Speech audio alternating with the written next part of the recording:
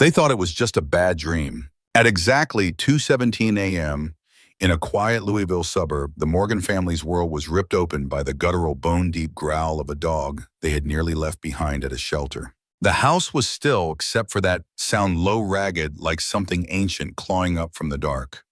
Then came the frantic bark, not once, not twice, but a series of sharp feral bursts that echoed down the hallway like gunshots.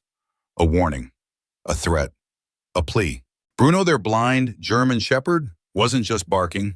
He was charging straight into the nursery. Rachel Morgan sat bolt upright in bed, instinct already pulling her toward the crib where her newborn daughter Sophie was asleep. But before she could swing her legs over the side, Bruno's claws scraped hard against the nursery floor and a heavy thud followed. Michael was already stumbling into the hallway barefoot and groggy. Bruno, what the hell are you doing? Inside the nursery, the dog had launched himself toward the crib, but not at Sophie. His massive frame slammed into the wall just inches behind it. Wallpaper tore, wood cracked, and the sound of claws ripping into plaster filled the room like static. Michael grabbed for Bruno's collar, his voice rising with panic. He's lost his damn mind. Get him out of here. But Bruno wouldn't stop. His claws were bleeding now, smearing red across the floral wallpaper Rachel had picked out during her third trimester. And then they heard it, a faint sound, so out of place, so wrong, a low vibrating hum. Not from the dog, from the wall. The Morgans had tried for years to have a child. Failed IVF, miscarriages, hormones, heartache. The kind of loss that builds silently in a marriage like mold behind a wall. And then Sophie came, tiny, healthy, fierce in the way only newborns can be. They found the house a month before Rachel gave birth. A 1950s blue clapboard fixer-upper with sagging gutters, a creaky porch swing, and a massive oak tree in the front yard. It was all they could afford with their savings drained and a baby on the way. Bruno came later. Or more truthfully, Bruno was pushed into their lives. Rachel had met him at the Jefferson County Animal Shelter while dropping off blankets from a baby shower. The big German shepherd was sitting quietly in the corner kennel, his eyes cloudy white head tilted toward every sound. The shelter worker said, "That's Bruno. He's blind, but different, real different." Rachel had squatted beside the kennel. What's his story? Used to be a service dog. Saved a dozen kids from a fire. Lost his sight. Nobody wants him now. When Michael saw the dog, he said exactly what Rachel knew he would. "We're about to bring in a newborn home, and you want to adopt a blind, traumatized dog." Seriously, Rachel had stared back, fire in her voice. "He didn't turn his back on those kids. I'm not turning my back on him." Michael had given in. Eventually, begrudgingly, and Bruno came home. He adapted like he'd lived there his whole life. Within days, Bruno knew every inch of the house, how many steps to the kitchen, where the sofa leg was, which floorboards squeaked near the fridge. He found his water bowl without help, waited quietly at the door when Rachel had contractions, and followed her from room to room like a furry, silent guardian. Still, Michael remained cautious. He's a good dog, he admitted once, but he's still blind. And Sophie's still fragile. When they finally brought Sophie home, it was early April. The dogwood trees along Sycamore Avenue had exploded with white blossoms, and the house smelled like fresh paint and possibility. Rachel had introduced the baby carefully. "Bruno," she'd said, kneeling beside him with Sophie bundled in her arms. "This is Sophie. She's ours. She's family." Bruno had tilted his head. He stepped forward exactly 6 inches and stopped. No barking, no sniffing, just stillness, and then he backed away and curled up in his bed. Michael had watched the whole thing with silent surprise. Well, he muttered, at least he's not licking her face. The first nights were a blur of midnight feedings, diaper changes, and bleary-eyed pacing. Sophie cried in small, fierce gasps. Bruno never moved from his post outside their bedroom, ears twitching, head tilted, listening. On the third night, they moved Sophie to her nursery, a soft yellow room with gray elephant curtains Rachel had sewn herself. The crib was vintage. Michael had sanded it down and refinished every rail. "Are we sure about this?" Michael had asked, hovering. "The monitor's on. We'll hear everything," Rachel had replied. Bruno had followed them into the nursery, did one slow circle around the crib, and laid down by the door. "Good boy," Rachel had whispered. They left the room. The monitor buzzed softly. The night was quiet. Until it wasn't. If you're just as amazed by the hidden senses of heroic animals like Bruno, make sure to hit that subscribe button on Heroes for Animals. We share real-life stories of dogs who protect, heal, and save often when no one else can. New stories weekly. Subscribe now and don't miss the next life-saving moment. Rachel couldn't explain what made her jolt awake that night. Sophie had just fed. The baby was asleep. Michael was snoring, but Bruno was standing, his entire body stiff, his head turned toward the nursery. Rachel sat up. Bruno, what is it, buddy? He didn't look at her, just gave a low, chest-deep growl. Then with silent purpose, he walked to the nursery door. Rachel followed. What's wrong? Bruno pressed his nose to the crack in the door, then started scratching. His claws clicked against the paint, then harder, more urgent, barking now, sharp and fast. Michael stumbled in behind them. What is wrong with him? He's trying to tell us something, Rachel said. He's never done this before. Michael grabbed for the dog's collar again. Bruno twisted free. Then he did something none of them expected. He lunged at Rachel's nightgown, not biting, just tugging, pulling her toward the nursery. Okay, I'm coming, she said. Bruno let go and charged the nursery door. Crack! The door splintered inward under his weight. Inside, the baby was still asleep. The nightlight glowed softly. The crib was untouched. But Bruno wasn't focused on Sophie. He was focused on the wall behind the crib. He was attacking it, claws scraping, growling, tearing the wallpaper down in long strips, snarling with pure desperation. And then underneath it all, they heard it. The buzzing. Low, faint, insistent. Like something alive and waiting. Rachel's breath caught. Michael, do you hear that? Michael was already at the wall, frozen. The sound was coming from inside it. Buzzing, humming, growing louder. Get Sophie out of here, he said. Rachel didn't argue. She scooped up their daughter and clutched her tight. Bruno's paws were bleeding. The wallpaper was stained with streaks of red. But he didn't stop. Couldn't. He'd sensed something none of them could see. He'd protected the one thing that mattered most. And for the first time, Michael believed it. Wholeheartedly. Rachel didn't realize she'd been holding her breath until the cold air in the hallway hit her lungs like ice. She clutched Sophie tighter, the baby still sleeping in the crook of her arms, tiny fist balled against her chest. In the nursery behind her, chaos, unraveled wood, splintering wallpaper, shredding, and her blind German shepherd bleeding at the paws as he fought something invisible inside the wall. Michael stood frozen for a beat, one hand on the crib, the other gripping a flashlight he'd yanked from the closet. Bruno wasn't stopping. His claws scraped deeper, blood now seeping across the plaster. Then came the sound again. The unmistakable buzzing. Not like a single fly or a bee caught in a light fixture, but an angry layered vibration, deep and growing. Michael's voice was hushed. Is that bees? Rachel nodded, heart pounding. It sounds like a swarm. Michael knelt near the torn wall, flashlight in hand, and gently pushed Bruno aside. Easy, buddy. We got it now. Bruno backed up, panting heavily, but his ears were still trained forward, body trembling with tension. He wasn't done. Michael peeled back more wallpaper. Behind it, the drywall had cracked, bowing slightly outward. As he leaned closer, a small chip flaked off and something black shifted inside. He jumped back. Oh my God. What? What is it? Rachel asked, rocking Sophie, now fully awake and fussing. Michael didn't answer right away. He reached for his phone and called 911. 10 minutes later, red and white lights flashed across their living room windows. Firefighters in full gear filed through their front door while Sophie wailed from the safety of Rachel's arms. Bruno stood guard beside her, body still quivering. One of the firefighters, a stocky man with soot-streaked cheeks and a southern drawl, took a long look at the nursery wall. You've got a full hive in there, he said. And not just any bees, these are Africanized. Rachel frowned. You mean killer bees? He nodded. Exactly that. Highly aggressive. They attack in swarms and don't stop until the threat's gone. A few stings. You're in the ER. A baby like yours. He shook his head slowly. Wouldn't have made it. Rachel's knees gave out and she sank onto the hallway floor, Sophie cradled in her arms. He knew, she whispered. Bruno knew. The firefighter looked at the dog, his bloodied paws still dripping, and gave a slow, respectful nod. Damn right he did. Back in the shelter when they first met, Bruno, the volunteer, had said something strange, something Rachel hadn't fully processed until now. His hearing is off the charts, the woman had whispered. It's like he can hear things before they happen. Rachel had written it off as shelter small talk, the kind of thing you say to help a hard-to-place dog get adopted. But now it didn't sound like nonsense. It sounded like a gift. The next few hours blurred into a surreal string of images.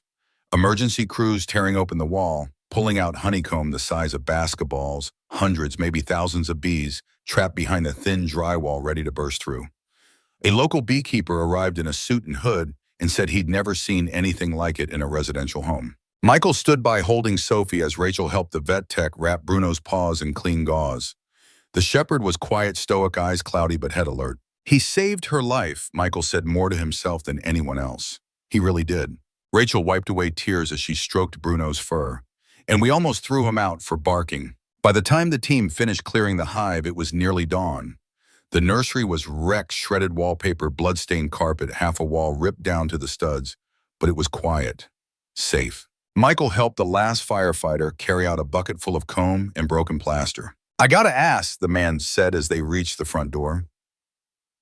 "What's that dog's name?" Bruno, Michael said. The firefighter blinked.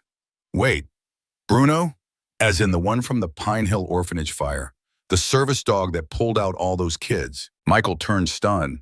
"You know about that?" "Hell yeah," the man grinned. "That story's taught in our academy. That dog's a legend." He looked past Michael at the battered German shepherd resting near Rachel's feet. Looks like he's still in the hero business. Later that morning, with Bruno resting on a pile of towels and Sophie finally napping, Rachel did something she hadn't done since they brought the dog home. She pulled up Google and typed "Bruno Service Dog Fire, Kentucky." The search returned a half-dozen articles. She clicked one. "Blind hero dog saves 12 kids from fire, loses sight but not spirit." She scrolled through the pictures, a younger Bruno, then called Rangers standing beside a man in a firefighter uniform. The article told of a blaze that tore through a children's home late one night. Ranger had alerted his handler, led children through smoke-filled corridors, and returned to the fire multiple times. He was credited with saving every child inside. His handler, Captain David Reeves, didn't make it. He died of complications from smoke inhalation a week later. Ranger, now Bruno, had waited outside the ICU for 3 days after his death. Rachel wiped her eyes. No wonder no one adopted him. He's not just blind, he's been through hell. Just after lunch, a silver-haired woman appeared at their door with a plate of cookies and an anxious face. "Hi, I'm Martha. I live across the street. I heard the sirens last night and saw all the flashing lights. Is everything okay?" Michael explained as best he could. Martha listened, nodding. When she spotted Bruno, she stepped forward and said gently, "That dog's got the sight." Rachel raised an eyebrow. "He's blind." "Not that kind of sight, honey," Martha said with a kind smile. "The old folks used to call it the knowing. Some animals just sense things. My grandma's dog once dragged her out of bed and into the cellar the night before a tornado hit. Saved her life." She leaned down and touched Bruno's head gently. "You're one of the good ones, aren't you, boy?" Bruno's tail gave a slow, exhausted wag. That night, the Morgans didn't return to their bedroom. Instead, they made a makeshift camp in the living room, an air mattress, the pack and play, and Bruno curled up nearby, ears twitching with every creak of the floor. Rachel lay awake, staring at the ceiling fan spinning lazily above them. "What if he hadn't barked?" she whispered. Michael didn't answer right away. Then he said, "I don't even want to think about it." Rachel reached out and found Bruno's paw. He shifted slightly, pressing against her palm. "We owe him everything." At 3 a.m., Sophie cried. Rachel sat up and unbuckled her from the carrier beside the bedroll. As she settled in to nurse, she noticed Bruno rise. He sniffed the air, ears forward, tail stiff. "What is it?" she asked. He moved to the window and gave one soft growl, then another. The air outside had changed. Clouds were rolling in low and dark. Storm coming. But Bruno wasn't worried about thunder. His nose was pointing toward the ceiling. Rachel frowned. "What are you hearing now?" she whispered. Because it was just faint, just barely there, but it was unmistakable. The buzzing. Again. "Somewhere upstairs," Bruno growled, this time louder. Rachel didn't hesitate. She called for Michael, cradled Sophie close, and followed Bruno toward the stairs. Whatever was waiting, they trusted him now. Completely. The second time it happened, there was no barking. Only a deep, haunting growl. Bruno stood at the foot of the stairs, unmoving, his head raised toward the ceiling as thunder rolled in the distance. Rachel paused in the hallway, one hand on Sophie's chest as the baby squirmed in her carrier. The air in the house felt strange, heavier, warmer. And upstairs, almost hidden beneath the thunder, came a sound that made Rachel's stomach twist into a knot. Buzzing. Again. Michael flicked on the flashlight, the power already flickering from the approaching storm. "Please tell me that's not what I think it is." Rachel didn't answer. She didn't need to. Bruno gave another growl deeper this time and began limping toward the stairs, his paws still wrapped in fresh gauze from the night before. He stopped at the base and turned as if asking permission. Michael nodded. Let's check it out, together. The family crept upstairs with Bruno leading. The hallway was dark, the overhead light dead. When they reached the master bedroom, Bruno paused at the door. His nose twitched, and he gave a short bark. Michael raised the flashlight and swept it across the room. Everything looked normal until they reached the far wall, the one that shared a boundary with the nursery. There beneath the baseboard was the faintest crack, and from that crack came movement, a single dark shape buzzing, zigzagging in the beam of light. Another bee, then two, then five. We need to get out of this house, Rachel said, clutching Sophie tighter. Michael nodded. Downstairs, now. Bruno stood, frozen ears alert, blocking the bedroom doorway as the buzzing behind the wall grew louder. His body trembled with tension, but he wouldn't move until they did. Rachel backed towards the hallway, then turned and rushed for the stairs. Bruno followed close behind, limping heavily, leaving faint smudges of blood from his wounded paws on the hardwood. The rain had started hammering the roof like a warning. They reached the basement just as the power finally cut out for good. The hum of the fridge died. The lights vanished. Only silence, broken by thunder and bees. The basement was their safest bet. Concrete walls, only one small window, and a door that locked. Michael flicked on their battery lanterns while Rachel laid out blankets for Sophie in the corner.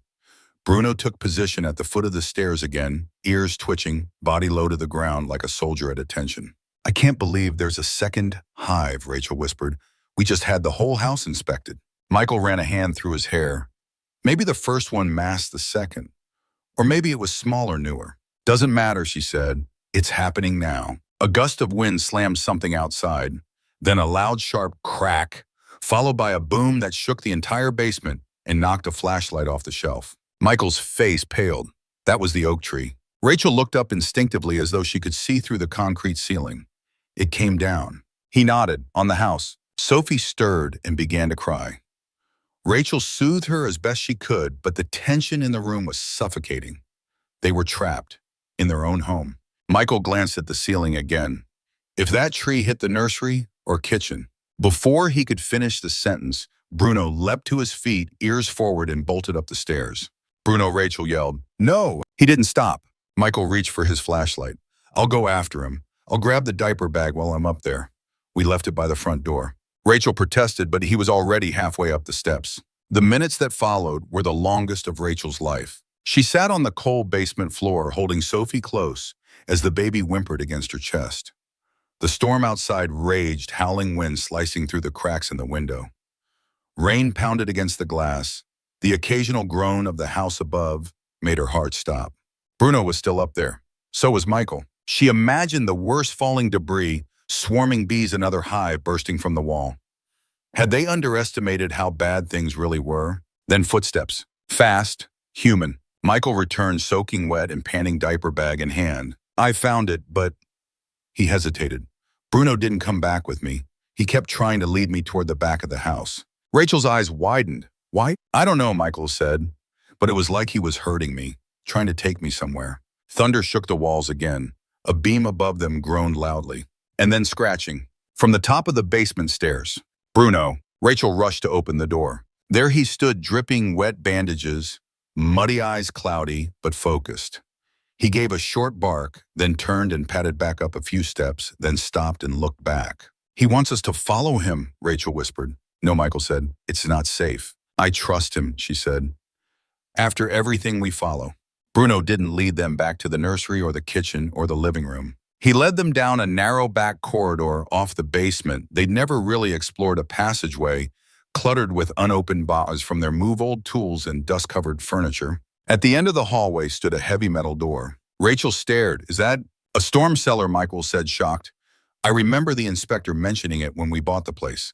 Said it was sealed, hadn't been opened in decades. Bruno scratched at the door, whining softly. Rachel looked at Michael. Open it. It creaked like an old gate.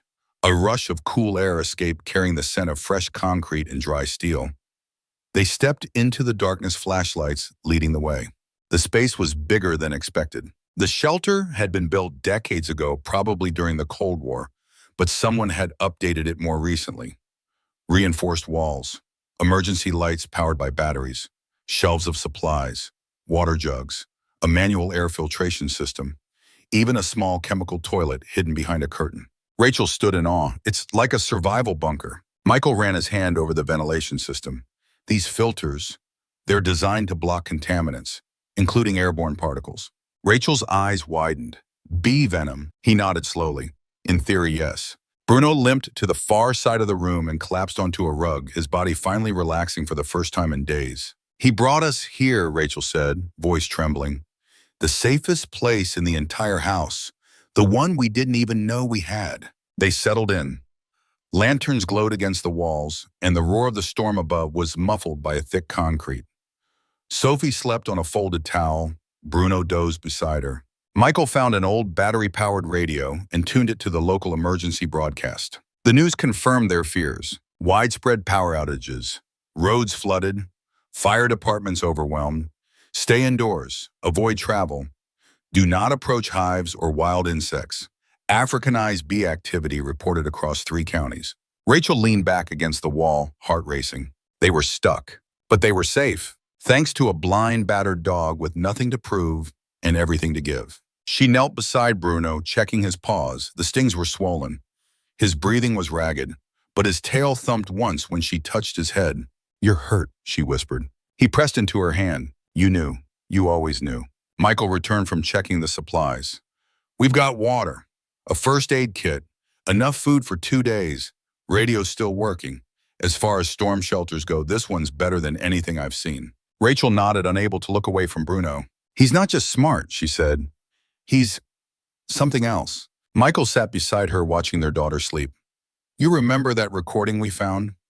The old shelter volunteer said Bruno once alerted a family to faulty wiring behind their walls." Rachel nodded. "Well, guess what? The pest inspector told me when he came yesterday," Michael said.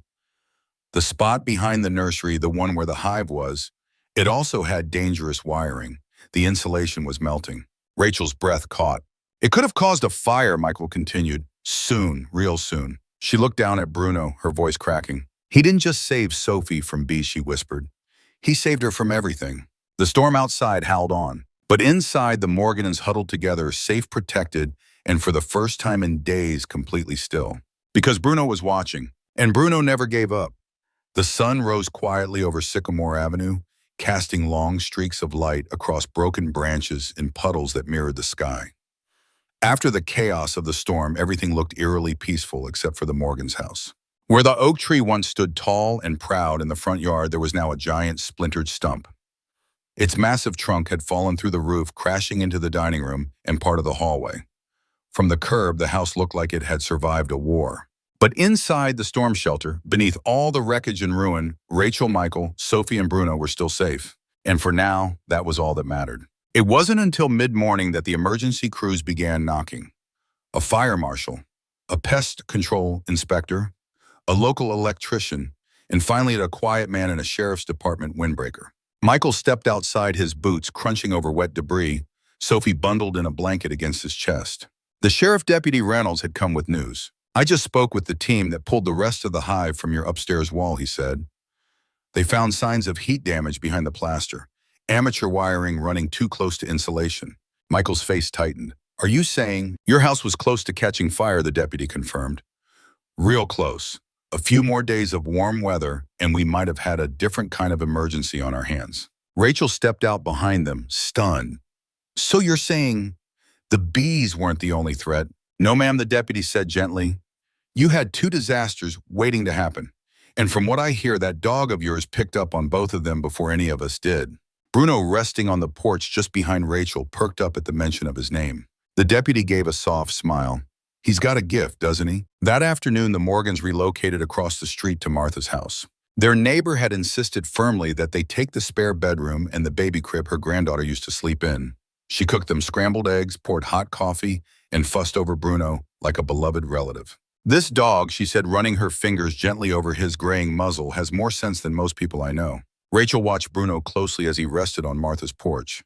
He was tired, yes, his body-battered paws wrapped in fresh bandages, and his breathing still heavier than usual. But he was alert, watchful, present, just like always. It was late afternoon when the blue sedan pulled into Martha's driveway. Rachel saw at first a clean, newer model Kentucky plates driven by a woman with dark shoulder-length hair and a guarded look in her eyes. She didn't get out right away, just sat there gripping the steering wheel, staring at the porch.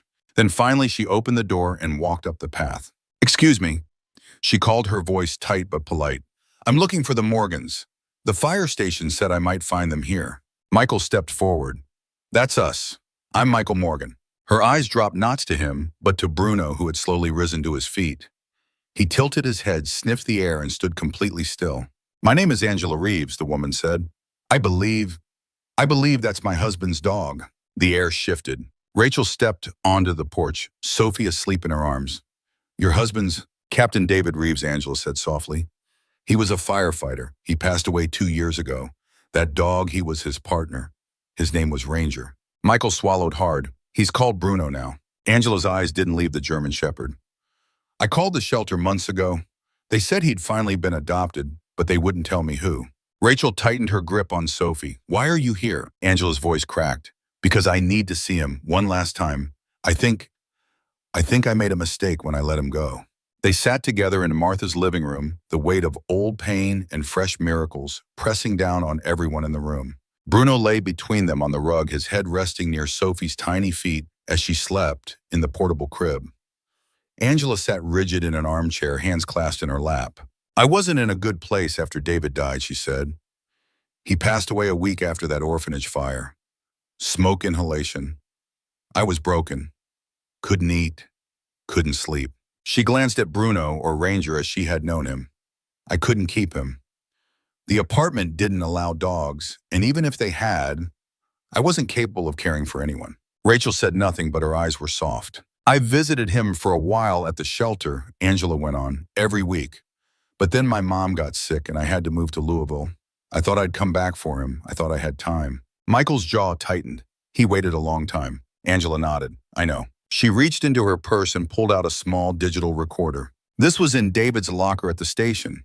His captain gave it to me after the funeral." She pressed play. A warm, gravelly voice, calm, confident, filled the room. "Hey, babe, it's me. Just finished the school demo. Ranger did amazing. You should have seen the kids light up when he walked in, even the nonverbal ones. There's something about him. He just senses what people need." There was a long pause. Then, "I know we talked about having kids. I know you're worried, but I want you to know something. Ranger's got a gift. He's not just trained, he's connected. I added something to my will today. If something ever happens to me, and I hope it doesn't, I want him to go to a family with a child. One who really needs him. That's where he belongs." The recording clicked off. Angela's hands trembled as she set the device on the coffee table. Rachel had tears in her eyes. Michael looked at Bruno, who was now sitting upright beside the crib, tail gently wagging. "I didn't come to take him away," Angela said at last. "I thought I did. But after seeing her, she nodded towards Sophie, "I realize David was right." She looked down at the floor.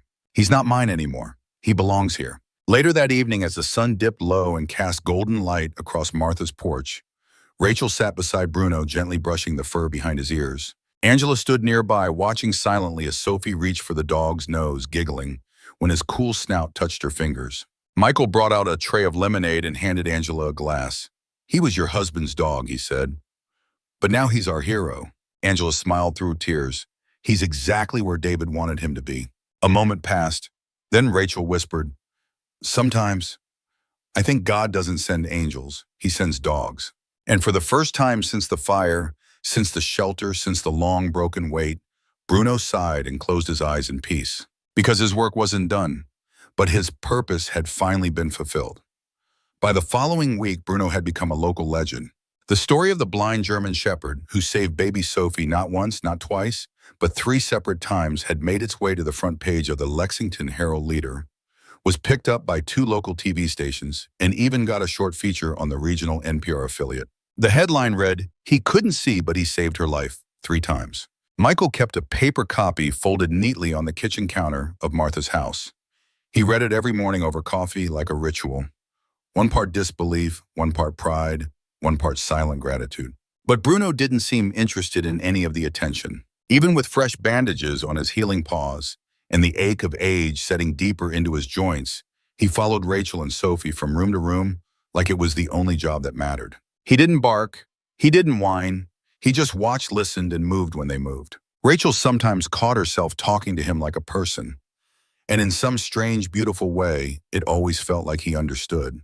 By the second week of April, the city scheduled a special event, the Lexington Animal Heroism Award, the first of its kind to be presented to Bruno at the county courthouse steps. The mayor would attend, so would the fire chief and a few of the EMTs who'd help clear the hive. Rachel didn't know how she felt about it.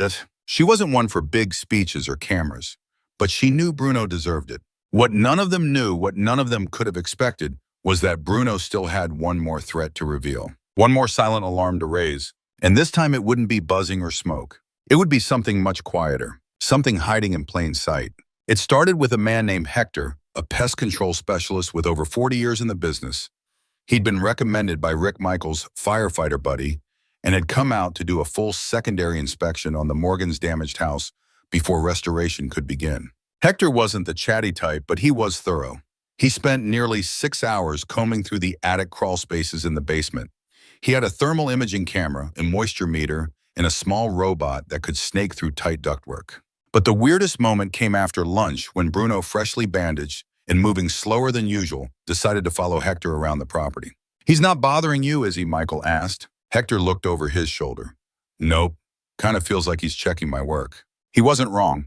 Bruno was sniffing, pausing, then moving again, sometimes staring at a particular spot, tail low, ears forward. Rachel noticed it too. He paused longest near the back of the garage wall, where an old panel had once been used for the home's original electrical wiring, the same wall that backed up against Sophie's temporary nursery. "He's doing it again," Rachel said quietly. Hector eventually called them over late that afternoon. He looked pale. "I didn't want to alarm y'all until I was sure," he said, "but there's something real dangerous in your walls." Rachel's stomach dropped. "Another hive." "No," he said, "worse." He showed them the thermal scan. Heat pockets, several of them. Unnaturally hot sections along the eastern wall, all radiating from amateur wiring installed decades ago. Someone had bypassed the grounding, leaving the system vulnerable to overheating and short circuits. "This isn't just bad wiring," Hector said. "This is a fire hazard waiting to happen. And with your insulation soaked from the storm, the risk is even higher." Michael stared at the image in silence. "How long? A few days? A week max? One spark? And the whole wall goes up." Rachel felt dizzy. This was the third disaster Bruno had sensed before it happened. That night, after Sophie went down, Rachel sat with Bruno on Martha's porch, the warm breeze stirring the spring air. Bruno lay beside her, his head resting gently against her leg. "You knew," she whispered. "You always do." He gave a soft exhale and she scratched behind his ears. It was eerie how all the pieces had come together. First the hive, then the storm. Now faulty wiring. 3 deadly threats all hidden in the walls of a perfectly ordinary house. And each one somehow detected by a dog who couldn't even see. The next morning, Rick stopped by with a crew to begin repairs. He brought news. "I just got off the phone with the fire marshal," he told Michael.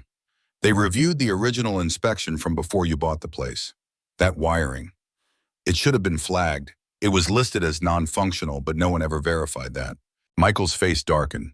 "You mean the inspector cut corners?" Rick nodded. "We're opening a formal complaint." Michael looked across the street at Martha's home at Sophie playing on a blanket with Rachel and Bruno. "I don't care about the lawsuit," he said. "We're just lucky." Rick glanced at the dog. "No, you're not lucky. You're protected." Later that day, the doorbell rang again. Rachel opened it to find a delivery man with a padded envelope and a clipboard. "It's from Frankfurt," he said. "State office." She signed it and opened it carefully. Inside was a certificate embossed with gold trim and a formal letter from the governor's office. Bruno had been named Honorary K9 First Responder of Kentucky.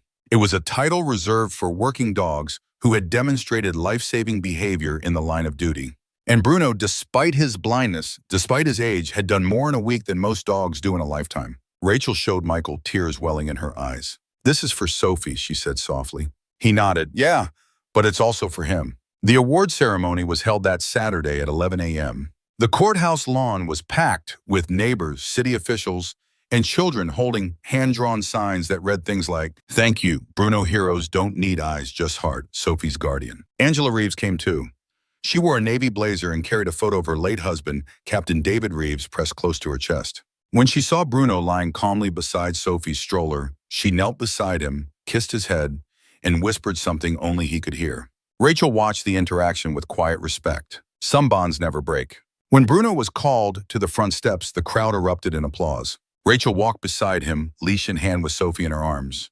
Michael followed, hand on her back. The mayor gave a short speech, but no one really remembered what he said. What they remembered was this. Rachel knelt beside Bruno and whispered, "We're here because of you." Then she turned to the crowd and said, "Some people think animals are less than human. I think Bruno is more." The applause came like thunder, but Bruno didn't flinch. He just laid down quietly as if to say, "I was just doing my job." That evening, the Morgans sat on Martha's back deck with lemonade and leftovers from the ceremony. Sophie napped in the shade. Bruno rested at her side, his new custom collar glinting in the late sun. The brass plate read, "Heroes see with their hearts." Rachel traced the letters with her thumb. "Funny," she said. "We saved him from the shelter. But really, he saved us." Michael nodded, over and over again. Angela joined them, handing Rachel a small box. "I found this going through David's things," she said. "It belonged to Bruno. I think he'd want her to have it." Inside the box was a medal, burnished silver shaped like a badge with the words, "In service of those who cannot speak." Rachel's throat tightened. Angela looked down at Sophie, then at the dog sleeping beside her. "He kept his promise," she whispered. "David asked him to protect children, and he never stopped." Spring rolled into summer like it always did in Kentucky, warm, lush, and alive with cicadas and the smell of cut grass. But for the Morgans, that summer didn't feel like any other. They had returned to their home on Sycamore Avenue, rebuilt, restored, and finally safe. The walls had been opened, rewired, reinsulated, and resealed. The broken nursery had been moved to the other side of the house, bathed in morning light and filled with soft colors and laughter. And right next to the crib, in a specially designed orthopedic dog bed, rested Bruno. He was slower now, a little stiffer in the legs. He didn't climb stairs unless he had to, and he wore little booties to protect his still sensitive paws. But he was there, always there, ears tuned to every whimper Sophie made, every bottle opened, every lullaby sung. He didn't need to see. He knew. Rachel had started volunteering at the local animal rescue center, not just because she wanted to help, but because she needed to give back. People came in looking for perfect puppies. She told them about dogs like Bruno, dogs who had seen more than any human ever should, even without sight. Michael worked remotely now, building up his own consulting business in fire prevention and structural safety. Every home he stepped into, he checked for things most inspectors missed. He thought of Bruno every time he knelt beside a breaker box or ran a hand along an insulation panel. Sophie was growing fast. She had Rachel's smile, Michael's stubborn chin, and a laugh that could make even the worst days feel like sunshine. At 8 months old, she was crawling, babbling, and already trying to pull herself up on furniture. But what caught people's hearts was how she interacted with Bruno. Every morning, without fail, she'd crawl straight to his bed, tap his nose gently, giggle when his ears flicked. She'd rest her head against his side like he was a living pillow, and he never moved an inch. Rachel would watch from the doorway and whisper, "You were born to find each other." Angela Reeves continued visiting them once or twice a month. Sometimes she'd bring muffins or pictures of her late husband, Captain David Reeves. Sometimes she'd just sit beside Bruno and tell him stories only he would remember. One day she brought a manila envelope filled with neatly typed documents. "I talked to the Firefighter Memorial Association," she said, placing the envelope on the kitchen table. "They're adding a section for canine service animals next year. Bruno will be the first entry." Michael blinked. "Wait, the first ever?" Angela nodded. "They said his actions saved more lives than any other dog they've documented in state history. They're calling him a sentinel." Rachel teared up instantly. Bruno, for his part, yawned and rolled onto his side. Angela smiled. "He's too humble to care." But David would have been proud. By October, Sophie had taken her first steps. And on the same day, Bruno had what they all knew was his first real bad one. He didn't get up for breakfast, didn't follow Rachel into the nursery, didn't perk up at the sound of Sophie's voice. The vet came that afternoon, a mobile specialist who had followed Bruno's journey since the rescue. After a gentle exam, she sat with them on the porch, Bruno curled beside Rachel's feet. "He's not in pain," she reassured, "but his heart's slowing, his body's just winding down." Rachel stroked the soft fur on his neck. "How long?" "Could be days, could be weeks." Dogs like Bruno, they hang on longer than they should. They don't want to leave until they know we're okay. Michael swallowed hard.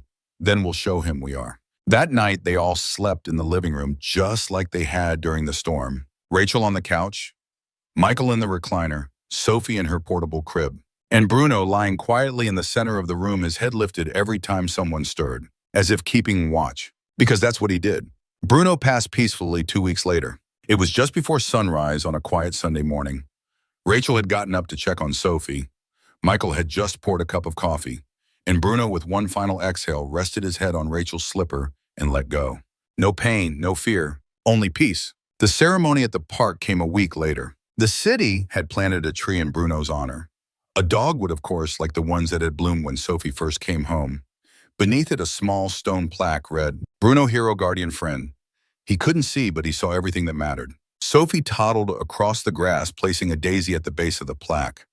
Rachel watched her daughter and smiled through tears. "I hope she remembers him," she whispered. Michael slipped his arm around her. "She will. We'll make sure of it." Over time, life found its rhythm again. Sophie turned 2, then 3. Rachel published a children's book titled The Dog Who Watched with His Heart.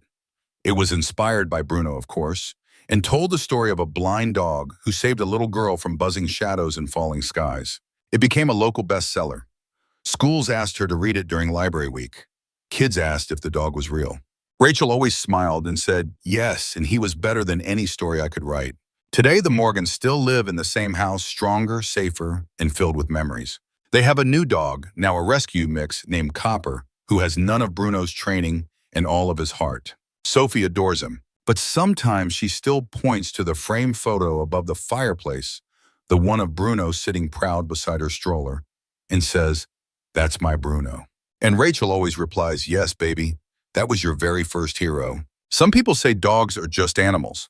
But if you've ever looked into the eyes of one who stayed up all night watching your crib, or heard the bark that pulled you from a deadly sleep, or felt the warmth of a body pressed against your feet when your whole world was falling apart, then you know that dogs aren't just anything. They are everything. Bruno didn't need sight to protect. He didn't need words to love. And he didn't need medals to matter. He was proof that sometimes the most important things in life aren't seen at all, they're felt, known, trusted. Because heroes don't always wear capes. Sometimes they just wear fur and carry the weight of our lives in their hearts. Thank you for joining us on this journey with Bruno, a dog who couldn't see but saw more than most of us ever will. What about you? Have you ever been saved or deeply touched by an animal in your life? Drop your story into the comments. We'd love to hear about your hero. And if Bruno's story moved you, please consider subscribing to Heroes for Animals, where we share real-life tales of courage, loyalty, and love, one paw print at a time.